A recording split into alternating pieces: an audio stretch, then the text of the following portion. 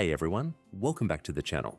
Today, I want to get real with you about a journey that many people dream of, but few actually take the journey from being completely broke to becoming a millionaire. It sounds like a fantasy, right?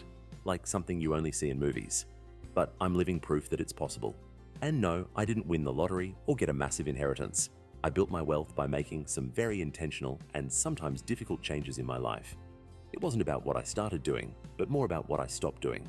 So if you're feeling stuck and ready for a real change, stick around. I'm going to share the 7 things I quit that completely transformed my financial reality. The very first thing I had to give up was the blame game. For years, I was a professional at it.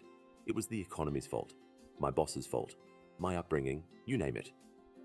I had a whole list of excuses for why I was broke, but pointing fingers doesn't put money in the bank.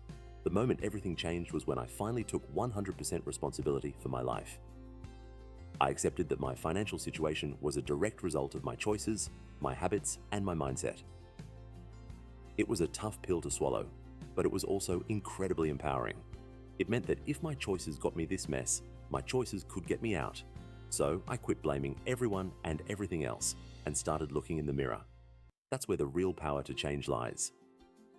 Next on the chopping block was my toxic relationship with instant gratification. You know what I'm talking about. That new phone, the designer clothes, the daily expensive coffees, the weekend takeaways. I was living for the temporary high of the next purchase. My bank account was constantly crying because I was always choosing what I wanted now over what I wanted most, so I quit. I started asking myself one simple question before every purchase. Is this a need or a want? Most of the time, it was a want. I learned to delay gratification. Instead of buying that new gadget, I invested the money. Instead of eating out, I learned to cook delicious meals at home. It was hard at first. Seeing my savings and investment accounts grow was way more satisfying than any impulse buy ever was. The third thing I quit might surprise you. I quit surrounding myself with the wrong people. They say you're the average of the 5 people you spend the most time with. And when I looked at my circle, it was full of negativity. People who complained constantly, who had a scarcity mindset, who thought wanting to be wealthy was greedy. Their energy was contagious, and it was holding me back. So I made a conscious effort to distance myself. I started seeking out mentors, joining masterminds, and connecting with people who were ambitious, positive, and already where I wanted to be. I started listening to podcasts from successful entrepreneurs and reading their books. Changing my social environment literally changed my mindset and my income. It's not about being better than anyone. It's about protecting your energy and your goals. Number 4 is a big one. I quit mindless consumption. I'm not just talking about shopping. I'm talking about what I was consuming mentally. Hours and hours of scrolling through social media, binge watching entire TV series in a weekend, and soaking in endless negative news cycles. All of this was just empty mental calories. It wasn't educating me, inspiring me, or helping me grow. It was just keeping me distracted and stagnant. So I traded my screen time for learning time. I replaced celebrity gossip with financial news. I swapped pointless TV shows for documentaries about business and success. I started reading books on investing, marketing, and personal development. I turned my car into a mobile university by listening to audiobooks.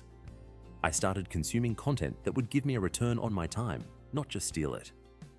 The 5th thing I had to give up was my fear of failure. For so long, I was terrified of trying something and failing. What would people think? What if I lost money? This fear kept me playing small, stuck in a job I didn't love because it felt safe. But here's the truth. The safe path was a guaranteed path to mediocrity. Every successful person I've ever met has a long list of failures behind them. Failure isn't the opposite of success. It's a part of it. It's a learning opportunity, so I reframed it. I started seeing failure as data when I launched a business idea, and it didn't work. I didn't see it as me being a failure. I saw it as the market telling me to pivot. I quit seeing failure as a stop sign and started seeing it as a redirect. That single shift in perspective opened up a world of opportunities I was previously too scared to even consider. This leads me to number 6. I quit trading all my time for money when I was broke. My only strategy for making more money was to work more hours. I took on side hustles that paid by the hour, and I was constantly exhausted. I was trapped in a cycle where my income was directly tied to the number of hours I could physically work. There's a ceiling on that. You only have 24 hours in a day. The real shift happened when I stopped thinking like an employee and started thinking like a business owner. I quit focusing on active income and started obsessing over passive and scalable income. I learned about investing in stocks that pay dividends, building digital products I could sell 24/7s, and creating systems that generate revenue without my direct involvement. I started building assets that work for me so I don't have to work for every single dollar. And finally, the seventh thing I quit was having a fixed mindset. I used to believe that my talents and intelligence were fixed traits. You were either good with money or you weren't. You were either a natural salesperson or you weren't. I wasn't, so I thought I was doomed. This is what's called a fixed mindset. The change came when I adopted a growth mindset, the belief that my abilities could be developed through dedication and hard work.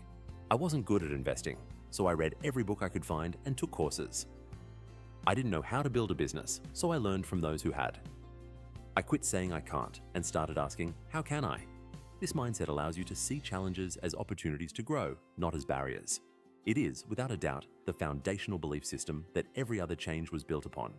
So to recap, I quit the blame game, instant gratification, negative people, mindless consumption, the fear of failure, trading all my time for money, and my fixed mindset.